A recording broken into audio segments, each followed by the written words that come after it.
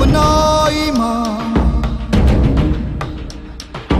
अपनी मेहनत है अपनी ही शान। धरती माँ है धरती, मंदिर है खलिया।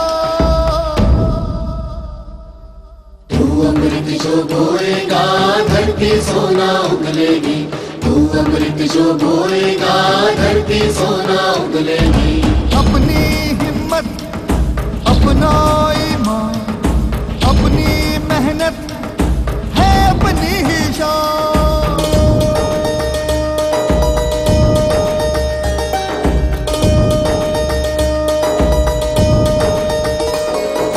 महापसीना कम नहीं,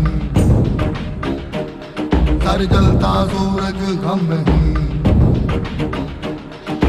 महापसीना कम नहीं, सर जलता सूरज गम नहीं। मेहनत तब रंग लाती है जब हर माँ रोटी पकाती है।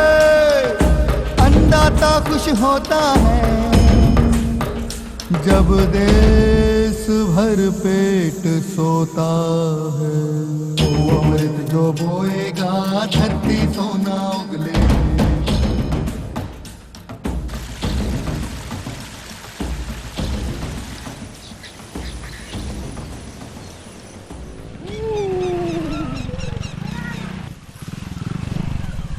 नमस्ते विश्वनाथ जी। अरे नमस्ते आनंद भाई, नमस्ते। क्या बात है, आज किधर मैदान मारने निकल पड़े? हाँ? अरे आज शाम को मीटिंग है, आपको आना है उसके लिए। अरे अब किस बात की मीटिंग है भाई? बापू, जैविक खेती की मीटिंग है। अरे मुन्ना तू? अरे पैदल आ रहा था, मैंने कहा चल मैं तुझे छोड़ देता हूँ। अच्छा अभी चलता हूँ, बाकी के लोगों को बुलाना है। बाय बापू।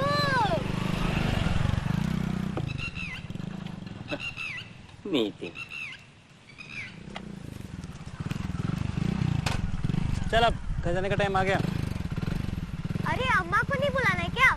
उतर अब, चल के जा। और सुन, ये अपनी अम्मा को देना, ठीक है? और दादाजी को भी बताना। ठीक है। मुन्ना, मुन्ना अम्मा से कहना कि भैरव को दूध नहीं चाहिए।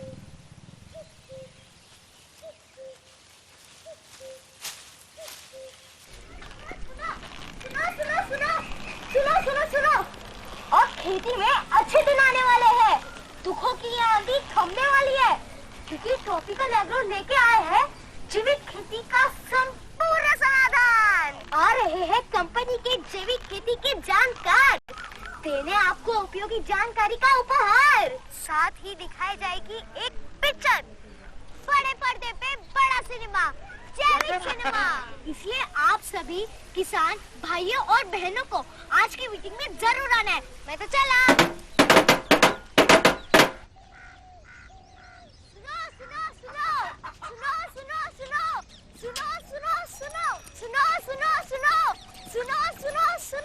सुनो। अब देखें बड़े पर्दे पर बड़ा सिनेमा, जैविक सिनेमा। बापूजी, जैविक वाला सिनेमा देखने चलेंगे ना? ये जैविक है क्या? पहले टॉफी दो, फिर बताऊंगा। ले। हाँ, अब बता।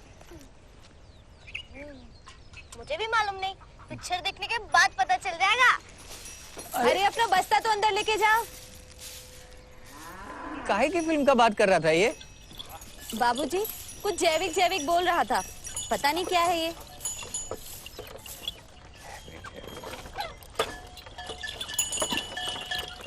सुना है आज शाम को मीटिंग है और बड़े पर्दे पर पिक्चर भी दिखाएंगे। भैरव को दूध नहीं चाहिए।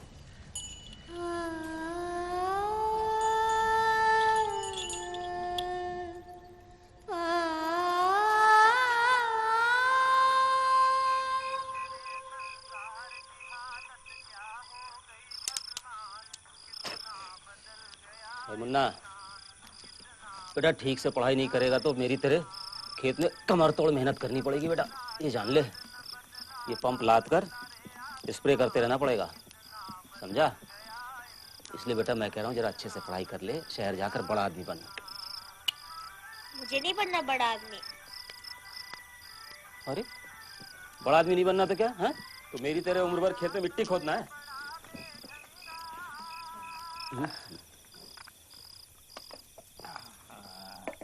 खुश रहो बेटा।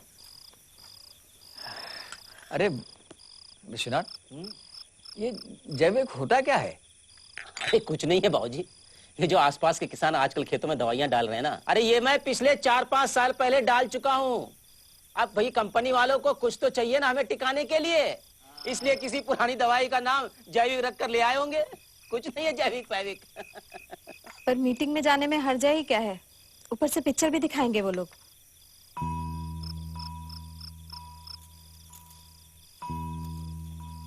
चलते हैं ना विश्वनाथ, फिल्म देखेंगे। बाबूजी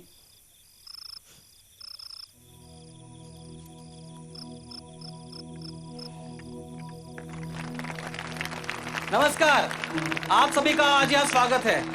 हमारे गांव के सरपंच देवराम चौधरी जी हमारे कंपनी के बड़े ऑफिसर शेखर माथुर साहब का आज स्वागत करेंगे।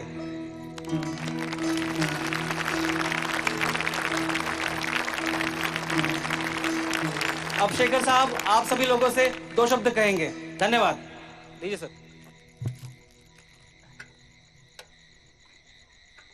आज यहाँ आप सब लोग इतनी बड़ी संख्या में उपस्थित हुए हैं, उसके लिए मैं अपनी कंपनी ट्रॉपिकल एग्रो की तरफ से आप सभी किसान भाई बहनों का हार्दिक स्वागत करता हूँ।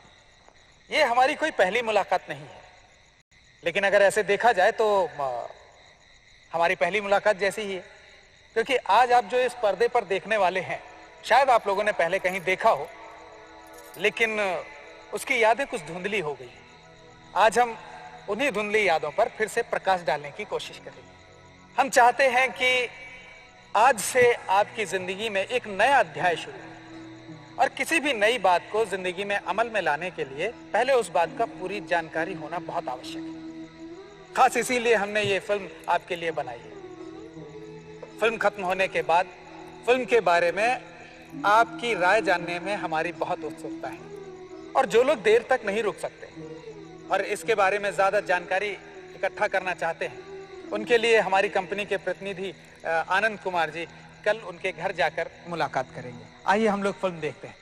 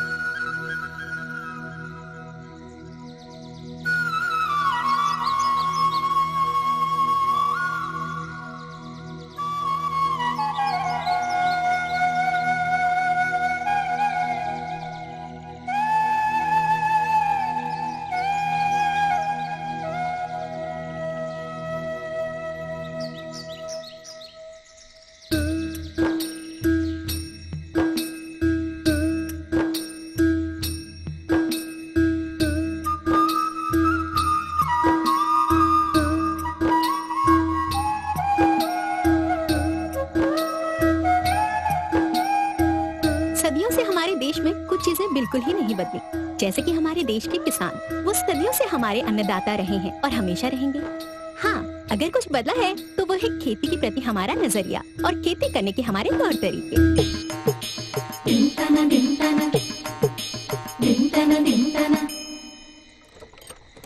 सैकड़ों शताब्दियों तक शिकारी और घुमंतु प्रजाति बने रहने के बाद मनुष्य को जब अन्न के उत्पादन की विधि और उसका महत्व समझ में आया, तो उसने अपनी बंजारा जीवन शैली को छोड़कर किसी एक जगह बसकर खेती करने का फैसला लिया। सदियों के अनुभव ने उसे खेती की बारीकियों को अच्छी तरह समझा दिया। उसे ऋतु चक्र और मौसम का ज्ञान हो गया। उसे मिट्टी की ताकत का, उसके स्वभाव का अंदाजा आ गया। कौन सी मिट्टी में कौन सी फसल और किस मौसम में कौन सी पैदावार सबसे अच्छा परिणाम देगी, ये भी वो जान गया था। मनुष्य ने प्रकृति के साथ उसके अनुसार खेती की और उसके सुखद परिणाम भी उसे मिले। खेती के सारे औजार एवं तौर तरीके प्राकृतिक थे। खेत जोतने के लिए बैलों और लकड़ी के हल का इस्तेमाल होता था। उस समय मिट्टी बहुत स्वस्थ और मुलायम थी, इसलिए हल के सहारे खेत जोतना बहुत आसान था। खाद के तौर पर गोबर का इस्तेमाल होता था। कहीं कहीं पिछली फसल के बचे हुए अवशेषों को भी खाद की तरह इस्तेमाल किया जाता था। और तो और मिट्टी में केंचुए जैसे कई तरह के मित्र कीट या जीव रहते थे, जो किसानों के लिए प्राकृतिक रूप से बेहतरीन किस्म की खाद भी उपलब्ध करवा देते थे। साथ ही खेत की मिट्टी को ऊपर नीचे कर उसकी उर्वरकता को बढ़ाने में बड़ी सहायता करते थे। पुराने समय में भी फसलों पर कीड़े तो लगते थे, पर उनसे निपटने के लिए बहुत असरदार एवं बेहद आसानी से उपलब्ध कीटनाशकों का प्रयोग किया जाता था, जिसे किसान खुद अपने घर पर ही उपलब्ध सामग्री से तैयार कर लेते थे। पंचगव्य इसी तरह का एक असरदार कीटनाशक था, जो गोमूत्र, गाय के दूध से बने घी, गोबर और ऐसी ही अन्य सामग्रियों के उचित मिश्रण से तैयार किया जाता था। इस सब के परिणाम स्वरूप जो उपज पैदा होती थी वो बहुत ही स्वास्थ्यकर होती थी। उस पर किसी भी तरह के हानिकारक रासायनिक पदार्थों का अंश मात्र भी नहीं मिलता था। ऐसी फसल से प्राप्त अन्न खाने वालों के स्वास्थ्य में वृद्धि ही करता था। इसलिए उस समय के लोग बड़े ताकतवर और मेहनती हुआ करते थे। स्वस्थ जीवन शैली और नियमित कसरत के कारण आजकल की बीमारियां जैसे हृदय रोग, कैंसर, ब्लड प्रेशर, डायबिटीज कम ही लोगों में पाई जाती थी। साथ ही साथ पर्यावरण भी एकदम खुशहाल रहता था। तरह तरह के पक्षी खेतों में आसपास घोंसला बनाकर रहते थे। पक्षी खेतों को नुकसान पहुंचाने वाले कीटों को खाकर फसलों की रखवाली करते थे। कुल मिलाकर यह व्यवस्था सभी के लिए बड़ी फायदेमंद थी। मुझे आज भी याद है, उस समय मेरी उम्र 10 साल के करीब थी। मेरे दादाजी उस वक्त भी खेतों में पसीना बहाते थे, घर परिवार के सारे कामकाज भी करते थे और अखाड़े में मेहनत भी करते थे। उन्हें हरा देना आसान नहीं था। जिंदगी भर दादाजी ने खेतों में जी तोड़ मेहनत की और वहां पैदा हुई फसल ही खाई। बहुत उम्दा जीवन जिया।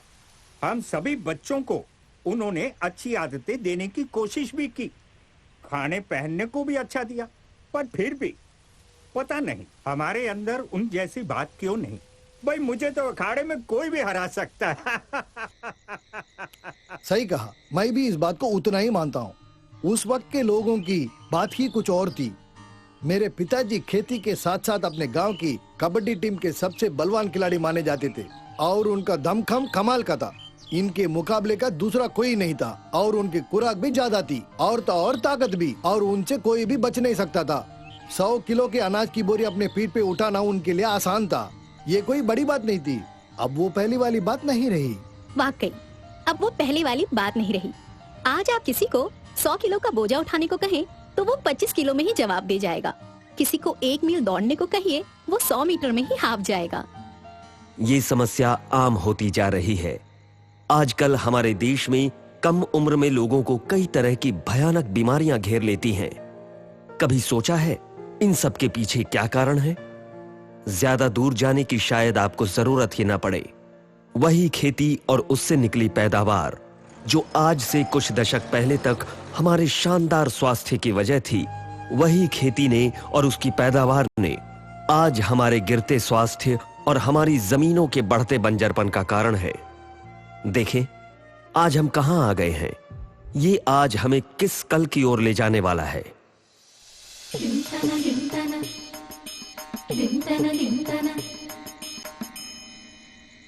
सदियों से भारत एक कृषि प्रधान देश रहा है।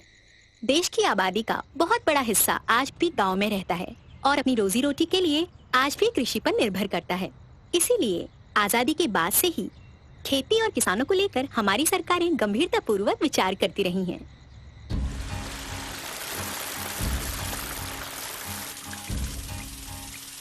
साठ के दशक तक आते आते भारत हरित क्रांति के लिए खुद को तैयार कर चुका था।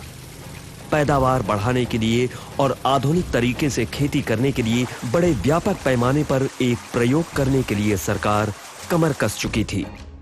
किसानों के लिए उन्नत बीज, रासायनिक उर्वरक और रासायनिक कीटनाशक उपलब्ध करवाए गए थे ताकि पैदावार इस हद तक बढ़ाई जा सके कि भारत खाद्यान्न के मामले में पूरी तरह से आत्मनिर्भर हो सके। और कुछ ही वर्षों में भारत के किसानों ने भारत को वो गौरव दिलवा भी दिया। इस हरित क्रांति ने किसानों को सच्चे अर्थों में अन्नदाता बना दिया।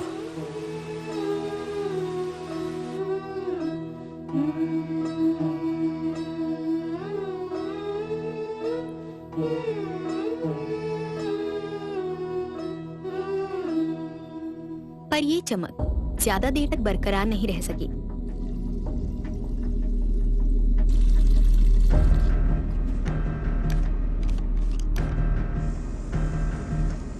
रासायनिक उर्वरकों, रासायनिक कीटनाशकों और उपचारित बीजों के जहां अपने अनेक फायदे होते हैं, वहां उनके अनेक ऐसे नुकसान भी थे जो अब धीरे धीरे सामने आने लगे हैं।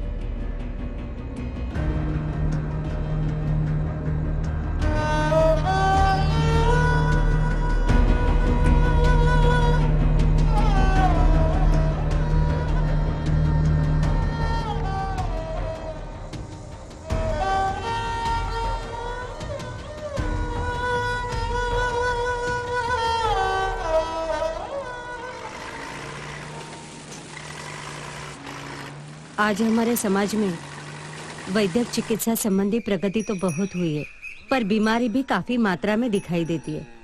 और पहले जो बीमारियां ज्यादातर बुढ़ापे में होती थी, वह अब कम उम्र में ही हो रही है।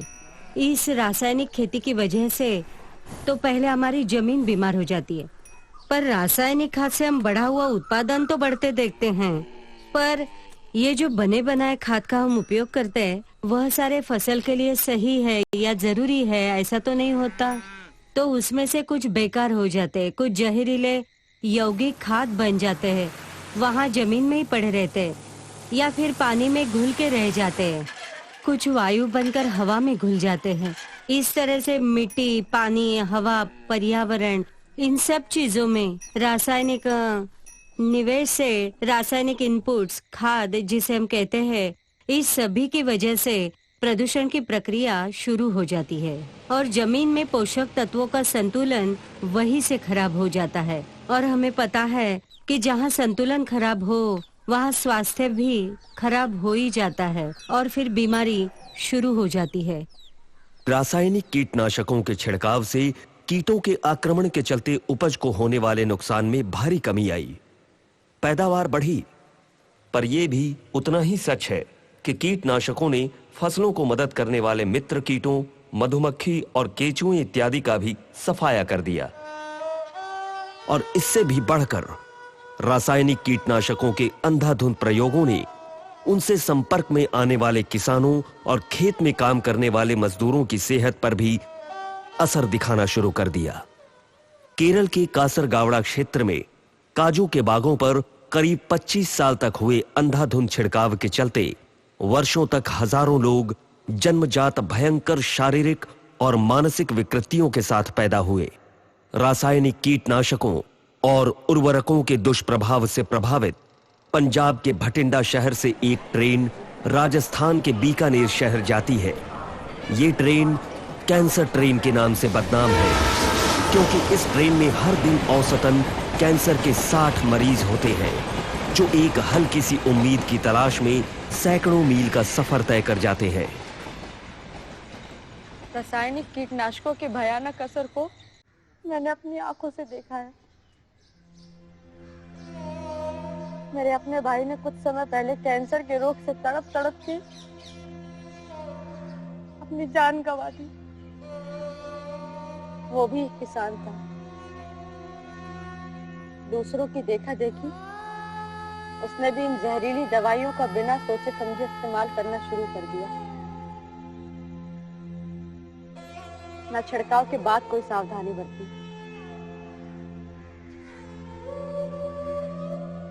वो खेतों में बिना मुंह ढके घूमता रहता था।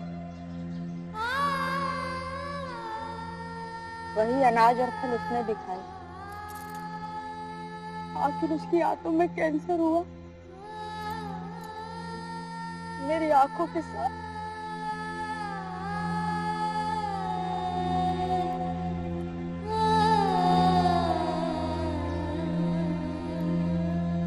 किसानों की और खेत में काम करने वाले मजदूरों की अपनी सेहत का भारी नुकसान तो हो ही रहा है, साथ ही अधिक से अधिक उपज पाने के लिए कीटनाशकों, उर्वरकों और उन्नत बीजों का बिना सोचे समझे अंधाधुंध प्रयोग होने लगा है।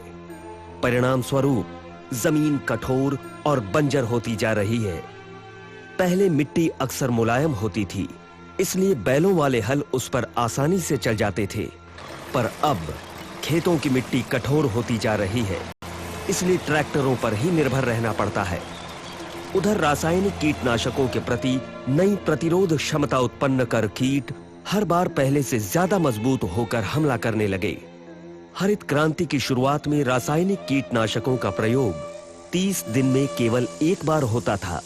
बाद में ये अवधि 20 दिन, फिर 15 दिन और इन दिनों वही अंतराल केवल 10 दिन में सिमट कर रह गया है। परिणाम स्वरूप किसानों पर अलग अलग किस्म के और साथ ही साथ सतत अधिकाधिक कीटनाशकों के प्रयोग का बोझ पड़ने लगा है। इस सब के चलते वो कर्ज के बोझ में दबते चले जा रहे हैं और इसीलिए हमें दिनों दिन देश के अलग अलग हिस्सों से किसानों की आत्महत्या की खबरें मिलती रहती हैं।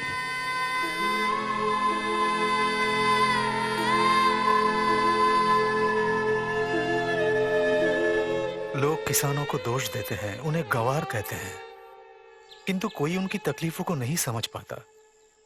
किसान भी इसी समाज का हिस्सा है। अपने बच्चों के लिए वही सब चीजें चाहता है जो बाकी लोग चाहते हैं। अच्छा खान पान, अच्छी पढ़ाई लिखाई, अच्छा भविष्य। किंतु आज किसान खुद तकलीफ में है। वो अपनी फसलों को सुरक्षित रखना चाहता है, बाजार और लोगों तक सेहतमंद माल पहुंचाना चाहता है। वो किसी की जान नहीं लेना चाहता। अब तो ये हाल है कि साफ हवा में रहने वाले, साफ सुथरा खाने वाले किसान परिवार को भी इन्हीं बीमारियों से जूझना पड़ रहा है। किसी न किसी को कुछ करना होगा, कोई इलाज ढूंढना होगा, वरना बहुत देर हो जाएगी। खुशी की बात है कि अभी सब कुछ खत्म नहीं हुआ है। कोई है जो इस दिशा में पिछले कई वर्षों से लगातार प्रयास कर रहा है, जिससे कि किसानों को उनकी तकलीफों से मुक्ति दिलाई जा सके, पैदावार की गुणवत्ता को बढ़ाया जा सके, उसे जानलेवा जहर की गिरफ्त से आजाद करवाया जा सके, जिससे कि देश भर के उपभोक्ताओं को फिर से एक बार शुद्ध और स्वस्थ भोजन मिल सके।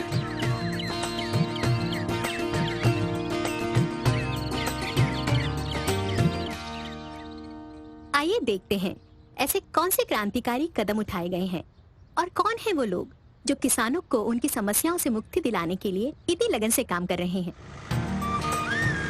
Tropical agro system India private limited, जो झवर उद्योग समूह का हिस्सा होने के साथ साथ भारत में उपज संरक्षण और व्यवस्थापन क्षेत्र की प्रमुख कंपनी है। इसकी स्थापना वर्ष 1968 में अंबातुर, चेन्नई में हुई थी। उच्च तकनीक पर आधारित ट्रॉपिकल एग्रो के भारत भर में 3 कारखाने हैं। ट्रॉपिकल एग्रो ने अत्याधुनिक तकनीक का इस्तेमाल कर बेंगलुरु और कोयम्बटूर में जैविक उत्पादों की निर्मित के कारखाने और अनुसंधान केंद्र स्थापित किए हैं। कंपनी के 600 से अधिक कर्मचारी, जिनमें 200 से ज्यादा कृषि विशेषज्ञ हैं, किसानों की सेवा में पूरी निष्ठा और समर्पण से जुटे हैं। भारत के 22 राज्यों में कंपनी के उत्पादों की बिक्री और वितरण की व्यवस्था को संभालने के लिए 6000 से ज्यादा विश्वसनीय व्यावसायिक भागीदार हैं। इस बेहतरीन वितरण व्यवस्था का लाभ अब तक देश भर के 10 लाख से अधिक किसान उठा चुके हैं। कंपनी के पास केंद्रीय कीटनाशक बोर्ड और पंजीकरण समिति से मान्यता प्राप्त 200 से अधिक उत्पाद हैं। ट्रॉपिकल एग्रो नैनो टेक्नोलॉजी पर आधारित जैविक कीटनाशक, जैविक फफूंदनाशक और जैविक खादों की सबसे व्यापक श्रेणी भारत में उपलब्ध करवाने वाली एकमात्र कंपनी है। ट्रॉपिकल एग्रो कंपनी को बुलंदियों पर ले जाने वाले श्री वी के झवर बचपन से ही प्रकृति प्रेमी रहे हैं। खुद उनके शब्दों में, उनका पढ़ाई में कभी ज्यादा मन नहीं लगा। वो शुरू से ही अपना खुद का व्यवसाय करना चाहते थे। सन 1978 उनके जीवन में बड़ा निर्णायक साबित हुआ। इसी साल उन्होंने न सिर्फ विवाह किया बल्कि इस कंपनी यानी ट्रॉपिकल एग्रो की कमान संभालने का निर्णय लिया। अपने अंदर आए सारे सकारात्मक परिवर्तनों का श्रेय श्री झंवर ध्यान और आध्यात्म को देते हैं। उनका दृढ़ विश्वास है कि हर किसी को प्रतिदिन ध्यान करना चाहिए। इससे न सिर्फ आत्मविश्वास में वृद्धि होती है बल्कि व्यक्ति कम समय में ज्यादा से ज्यादा काम कर पाता है। ध्यान व्यक्ति के अंदर से अहंकार की भावना हटाकर सहकार की, साथ काम करने की भावना जगाता है। ध्यान हमें प्रकृति के और भी करीब ले जाता है, जो आज के इस तेज रफ्तार जमाने में बेहद मुश्किल होता जा रहा है। श्री झंवर नई पीढ़ी से ये अपेक्षा रखते हैं कि वो प्राकृतिक संसाधनों जैसे भूमि, जल और वायु की प्रदूषण से रक्षा करेंगे। इसी उद्देश्य को ध्यान में रखते हुए उनकी कंपनी ऐसे जैविक उत्पाद तैयार करती है जिससे न सिर्फ इन सभी प्राकृतिक संसाधनों की रक्षा होती है, लोगों की सेहत में भी सुधार होता है। कहावत भी है कि खोई दौलत वापस कमाई जा सकती है, पर खोई हुई सेहत वापस पा लेना बेहद मुश्किल होता है।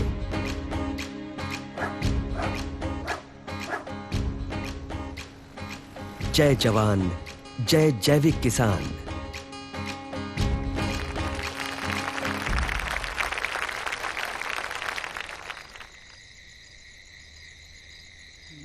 साढ़े 11 बज चुके हैं। कब सोएंगे, कब उठेंगे? सुबह होश ना पड़े तो अच्छा है, नहीं तो फिर वही सीधे 8:30 बजे जाकर स्प्रे करना पड़ेगा। अरे वासु, तुम ये मूर्ति बनी क्यों खड़ी हो भाई? अरे देखो, मुन्ना को चादर उड़ा दो, तुम भी जाकर सो जाओ। सुबह जल्दी उठना पड़ेगा। 20 टंकी स्प्रे मारना है। लोड शेडिंग हुई तो तुम्हें पानी भी लेकर आना पड़ेगा। सो जाओ जाके।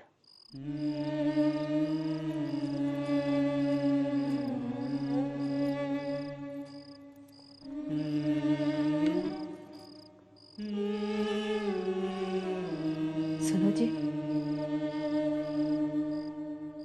आज पिक्चर में जो कुछ भी दिखाया वो सब सच है क्या? उस औरत का भाई और मेरा भाई दोनों एक ही उम्र के होंगे ना?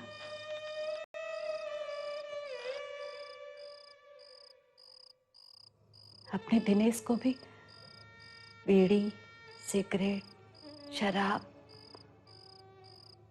किसी चीज की आदत नहीं थी। फिर उसको कैंसर क्यों?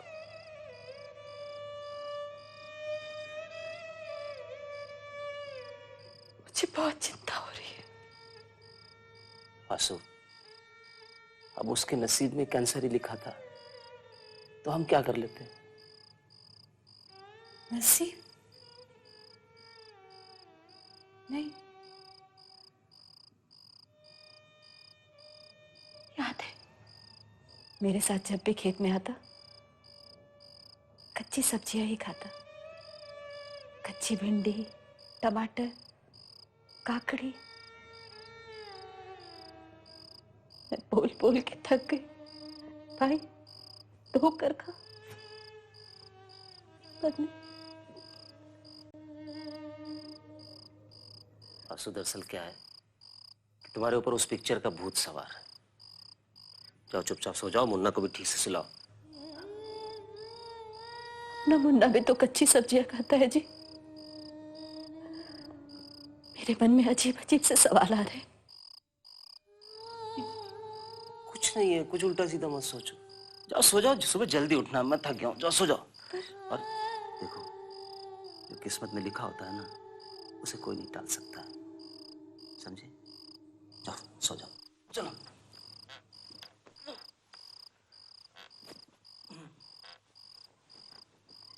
अच्छा, बत्ती बंद कर दो।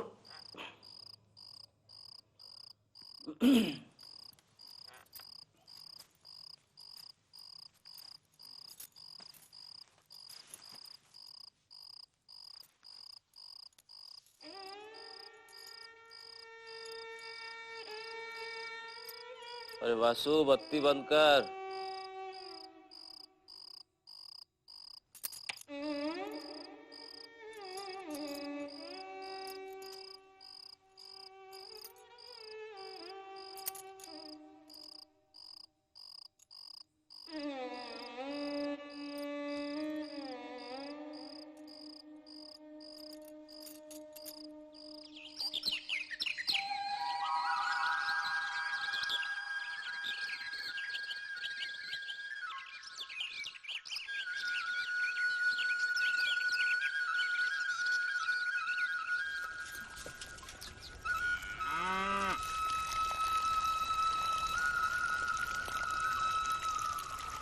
वासु, मैंने तुमसे कल ही कहा था कि सुबह जल्दी निकलना है, और तुम्हारी ये खटर पटर अभी तक चल रही है।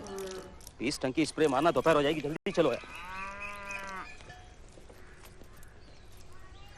सुनो जी, मैं कहती हूँ ये स्प्रे मारना जरूरी है क्या? कितने कीड़े लग गए सब्जियों में वासु, अगर स्प्रे नहीं किया तो सब बर्बाद हो जाएगी। अच्छा अच्छा, पर हम अपने खेतों में गोबर खाद डालते हैं ना, तो रासायनिक खाद डालने का क्या मतलब है? क्या मतलब है क्या का? हा? अगर गोबर खाद से काम चलता तो हम ये रासायनिक खाद क्यों इस्तेमाल करते? अरे 4 टोकरी गोबर खाद एक तरफ और 1 मुट्ठी रासायनिक खाद एक तरफ, समझ में आया? सुनो जी, अपने पास बैल भी तो है, तो हम ट्रैक्टर से खेत क्यों जोतते हैं? अरे मैं पिछले 1 घंटे से चलो चलो की रट लगा रहा हूँ और तुम यहाँ खड़े खड़े मेरा इंटरव्यू ले रही हो। ये क्यों करते हैं, वो क्यों करते हैं? ज्यादा दिमाग चलाने की जरूरत नहीं है, समझी? जितना कह रहा हूँ सिर्फ उतना करो, गुठलियां मत गिनो।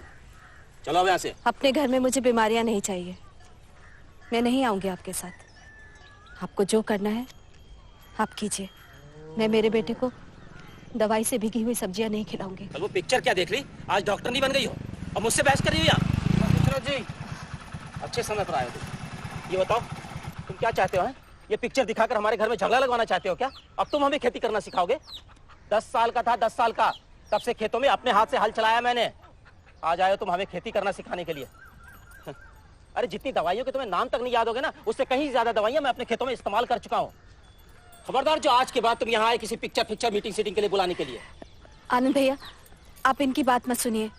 मैं तो कहती हूँ कि अच्छा किया आपने जो हमें सिनेमा दिखा दिया। मेरे मन में बहुत से सवाल हैं आनंद भैया। अरे वसुंधरा, अब मेरे सब्र की इम्तिहान हो रही है। अब मेरा दिमाग ज्यादा खराब मत कर, सब्र का इम्तिहान मत ले तू मेरा, बस। लेकिन अरे विश्वनाथ, वो क्या कह रही है समझ तो ले। अरे कुछ नहीं कह रही बाबूजी, जब से वो पिक्चर देख के आई दिमाग खराब हो रखा है इसका। एक ही बात की रट लगा रखी है, ये क्यों नहीं करते, वो क्यों नहीं करते। अरे नहीं करता यार, मेरी मर्जी। और तुम्हारा क्या है? तुम्हें तो घूमने के लिए एसी कार चाहिए, रहने के लिए बंगला चाहिए, तुम्हारे बच्चे अंग्रेजी स्कूल में पढ़ने चाहिए, तो हम किसानों के बच्चे क्यों ना पढ़े? नहीं देना चाहते ये फव्वारा हम अपने बच्चों के हाथों में। अरे हम भी तो वही कह रहे हैं कि इसे कभी ये फव्वारा मारने की जरूरत ही ना पड़े, इसलिए शानदार जैविक खेती करो और मरो। मुझे एक बात बताओ, मेरे खेत में पिछले साल 1 एकड़ में 25 कुंटल गेहूं निकला था, क्या तुम्हारा ये जैविक देगा 25 कुंटल गेहूं? बिल्कुल देगा, पर आपको अपने खेत की देखभाल करनी पड़ेगी, थोड़ा सब्र करना पड़ेगा। ये मिट्टी कोई दवा की बोतल नहीं कि स्प्रे की और फेंक दी। अरे इस मिट्टी ने पीढ़ियों से हमारा साथ दिया है, और हम अपने बच्चों को क्या देकर जाएंगे? ये बुझी हुई जमीन, ये बंजर हो चुकी धरती। अब आप ही बताइए। बात तो तुम सही कह रहे हो, पर ये जैविक है क्या? मैं आपको बताता हूँ।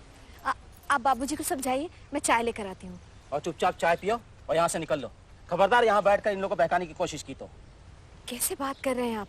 मेहमानों से कोई ऐसे बोलता है क्या? और फिर वो हमारे भले के लिए ही कह रहे हैं ना। अब तुम मुझे बताओगी वो किसके लिए कह रहा है, क्या कह रहा है? अपनी अकल जरा अपने पास ही रखो, नहीं तो जानती हो ना, सुबह से दिमाग खराब करके रखा हुआ है। अरे जब ब्याह कर लाया था तो गाय और बैल में फर्क नहीं मालूम था, मैंने सिखाया मैंने, और आज चली मुझे खेती करना सिखाने वाली। औकात में रहो अपनी, मत आना मेरे काम के बीच में। मेरा बच्चा दवाइयों वाली सब्जी नहीं खाएगा। अरे तो क्या मिट्टी खाएगा वो? अरे जब हम सब किसान खेतों में मेहनत करते हैं तब जाके कहीं सब लोग भरपेट सोते हैं। देश भर पेट सोता है तो फिर क्यों कोई रोता है।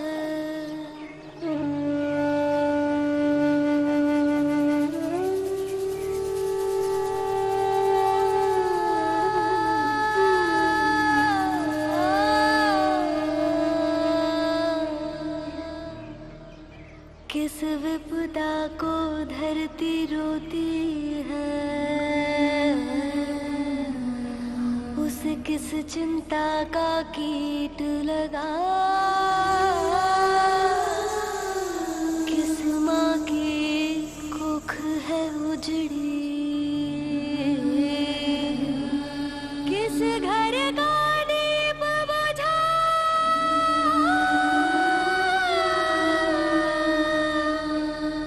माँ जो कौल देती थी, तुतला सा पहला बोल देती थी, उस प्यार में किसने जहर सा घोल दिया,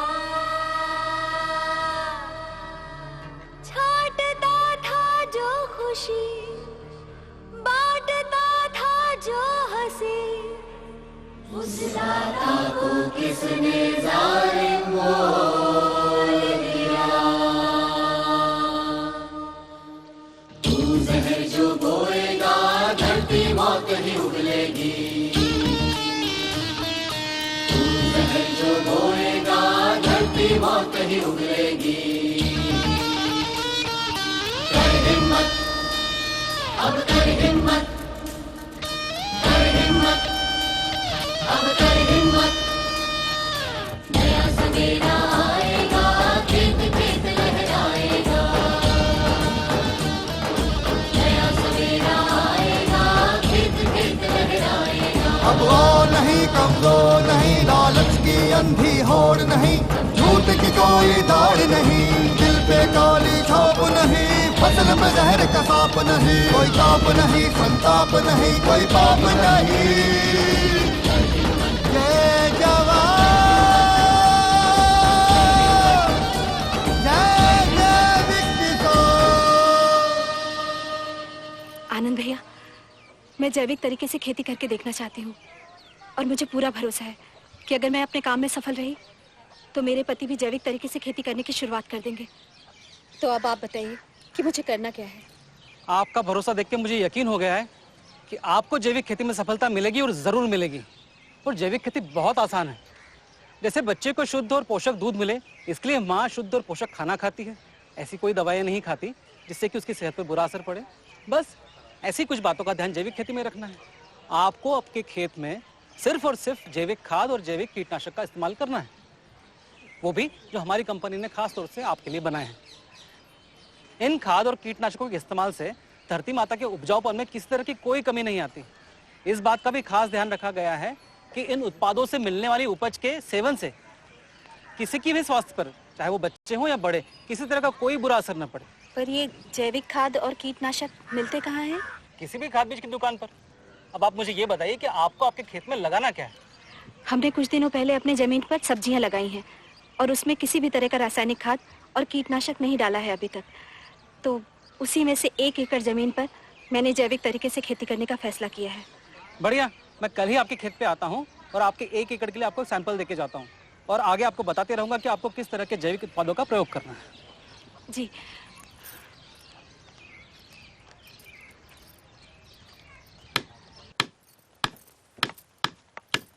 ये क्या नया तमाशा है? सुनो जी, कंपनी के दावे में कितना दम है ये देखने के लिए 1 एकड़ खेत पर जैविक खेती करके देखते हैं ना। तेरी जैविक खेती की तो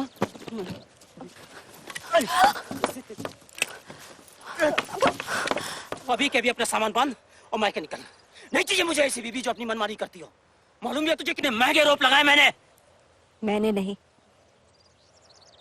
हमने लगाया है। 14 साल हो गए इस ब्याह को।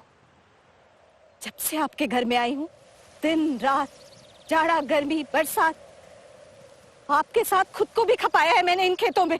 तो फिर जा, अब जाकर अपने बाप के खेत में जान खपा। क्या बकवास कर रहा है विश्वनाथ तू? उसको अपने बाप के खेत में खपने के लिए कह रहा है?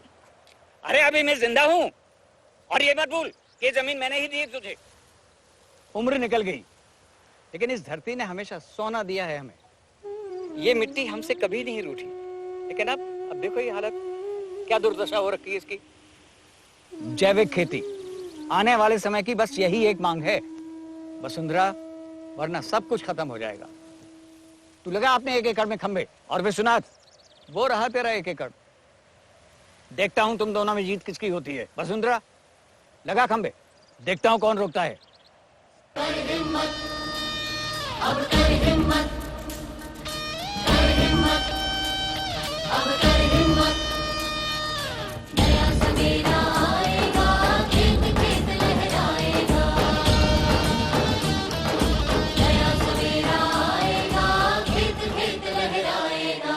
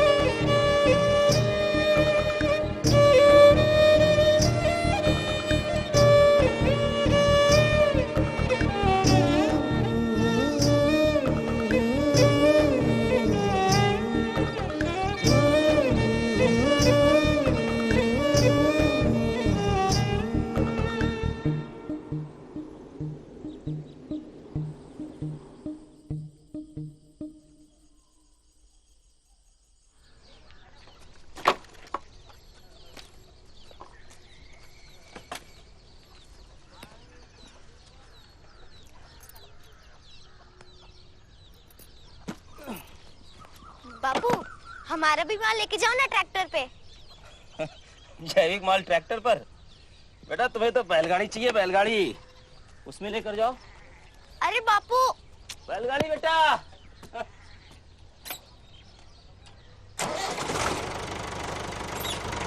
बापू बापू हमारा माल बापू। वसुंधरा सोच क्या रही बेटा, बैल खोल। कर हिम्मत, अब कर हिम्मत, कर हिम्मत, अब कर हिम्मत। नया सवेरा आएगा, खेत खेत लहराएगा। नया सवेरा आएगा, खेत खेत लहराएगा।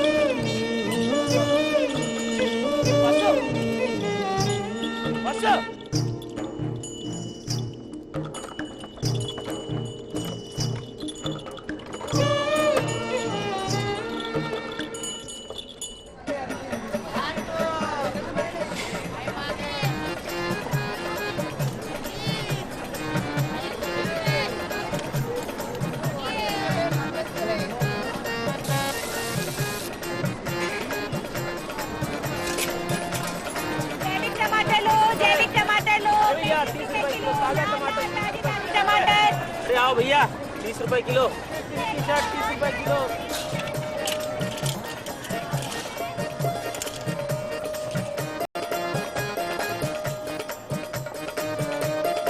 चाची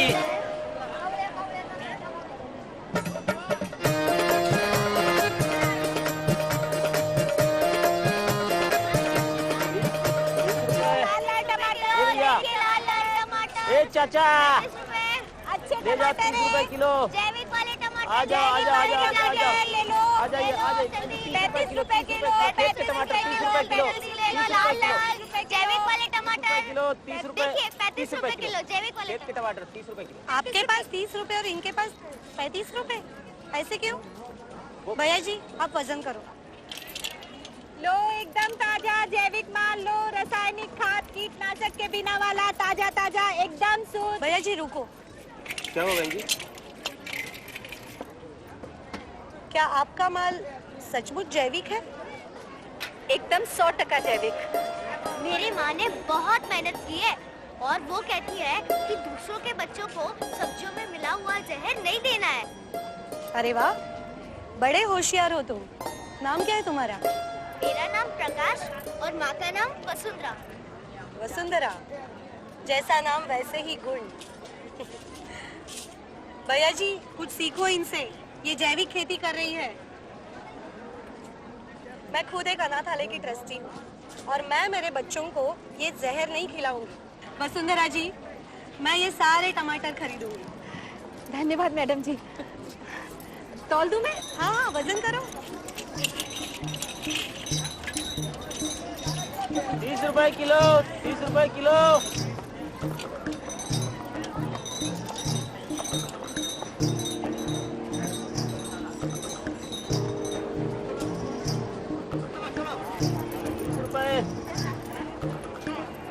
तीस रुपए किलो, 30 रुपए किलो, 30 रुपए, 30 रुपए किलो, 30 रुपए किलो, 30 रुपए किलो। बापू मैं रुकता, पर अम्मा के पास ज्यादा पैसे ना, इसलिए मैं जा रहा हूँ।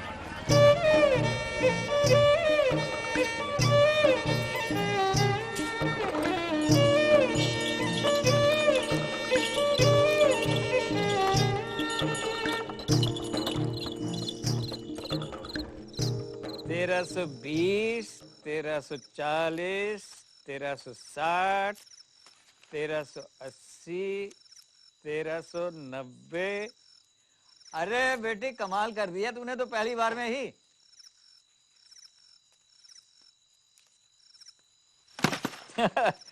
और अभी बचे हुए माल के तो और भी पैसे मिलेंगे। हाँ विश्वनाथ, तूने कितना कमाया भाई?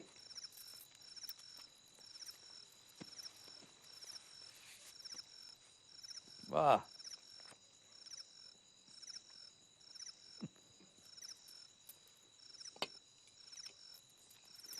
बापूजी पैसे छोड़ो ना, ये जैविक वाली सब्जी खा के देखो ना, बहुत बढ़िया बनी हुई है। सब्जी तो बहुत अच्छी बनाई है बेटे तूने, और उगाई भी बहुत अच्छी है। पर तुझे तो खेती करनी आती नहीं थी, बैल और गाय में फर्क भी नहीं मालूम था तुझे। पर जिसने तुझे सिखाया वो तो खुद भी बहुत अच्छी खेती करता होगा।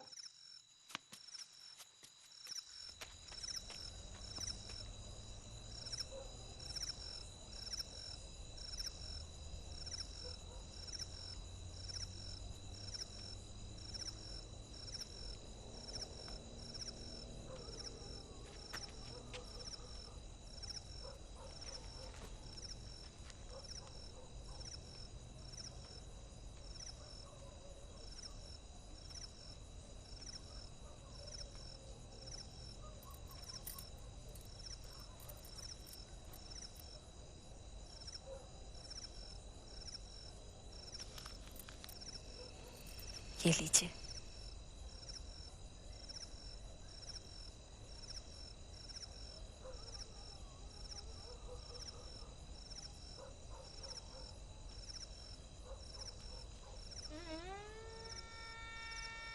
सुनो जी, कोई होड़ नहीं थी मेरी आपसे। वैसे भी खेती के बारे में जो कुछ भी सीखा है आपसे ही सीखा है।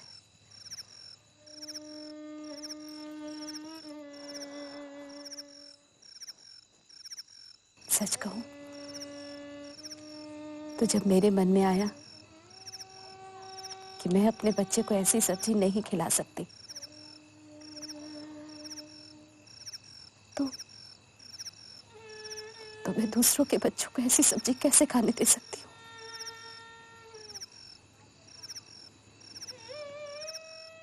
मुझे रात भर नींद नहीं आती है। एक बात कहूँ, किसी औरत को कोई भी गाली दे देंगे तो वो बर्दाश्त कर लेगी, पर अगर उसे बांझ कहेंगे तो वो टूट जाती है। तो हम अपनी धरती माँ को बांझ कैसे बना सकते हैं? अगर जैविक तरीके से खेती की शुरुआत नहीं की तो वो दिन दूर नहीं है जब हमारी धरती माँ बंजर हो जाएगी। हम अपनी माँ के साथ ऐसा कैसे कर सकते हैं?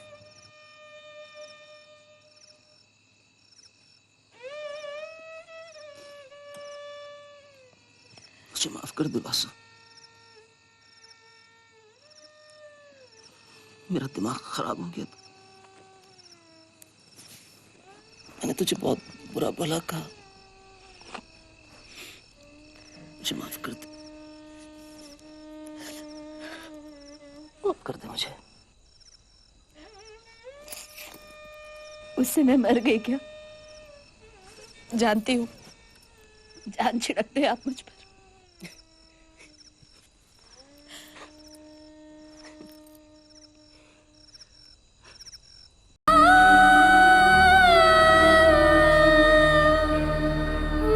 जो कौल देती थी तुतला सा पहला बोल देती थी, उस प्यार में किसने जहर सा घोल दिया। छाटता था जो खुशी, बांटता था जो हंसी, उस दादा को किसने जालिम बोल दिया। तू जहर जो बोएगा धरती मौत ही उगलेगी। तू जहर जो बोएगा धरती मौत ही उगलेगी। कर हिम्मत, अब कर हिम्मत, कर हिम्मत, अब कर हिम्मत। नया सवेरा आएगा, खेत खेत लहराएगा। नया सवेरा आएगा, खेत खेत लहराएगा। अब वो नहीं कमजोर नहीं, लालच की अंधी होड़ नहीं, झूठ की कोई दौड़ नहीं, दिल पे काली छाप नहीं, फसल में जहर का सांप नहीं, कोई ताप नहीं, संताप नहीं, कोई पाप नहीं।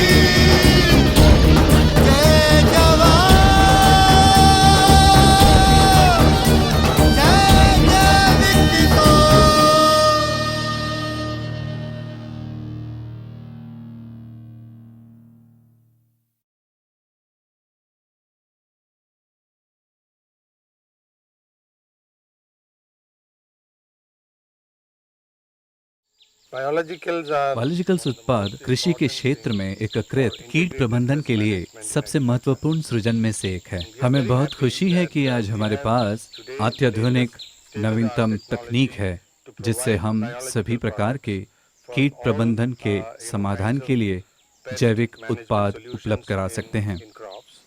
और मैं कह सकता हूं कि हमारी कंपनी के पास सबसे आधुनिकतम तकनीक और हमारे पास ऐसी डेवलपमेंट टीम है जो कृषक समुदाय में जैविक तकनीक का उपयोग और प्रसार करती है। कृषक समुदाय में विभिन्न नवीनतम तकनीकी को विकसित करने के लिए और जैविक उत्पाद सबसे अहम है। इसलिए यह बहुत ज़रूरी है कि हमारी जैसे अग्रणी कंपनी उच्चतम तकनीक में सबसे आगे हैं और धरती माँ व पर्यावरण की रक्षा करती है ताकि मिट्टी में कार्बन संतुलन बना रहे और साथ साथ किसान का भी विभिन्न कीट व रोगों की समस्या का समाधान होता रहे। हम कृषक समुदाय के साथ बहुत निकट से काम करते हैं और आज यहाँ सबसे खुशी की बात है कि इसमें इस क्षेत्र से जुड़े सभी लोगों की भागीदारी है। सिर्फ किसान की ही नहीं अपितु प्रसार कार्यकर्ता और तकनीकी कार्यकर्ता की भी है। तो यहाँ समस्त टीम का प्रयास है कि हमारी तकनीक किसानों के न्यूनतम स्तर तक पहुँचे और साथ साथ वातावरण को न्यूनतम प्रभावित कर खेतों में अधिकतम उत्पादकता प्रदान हो।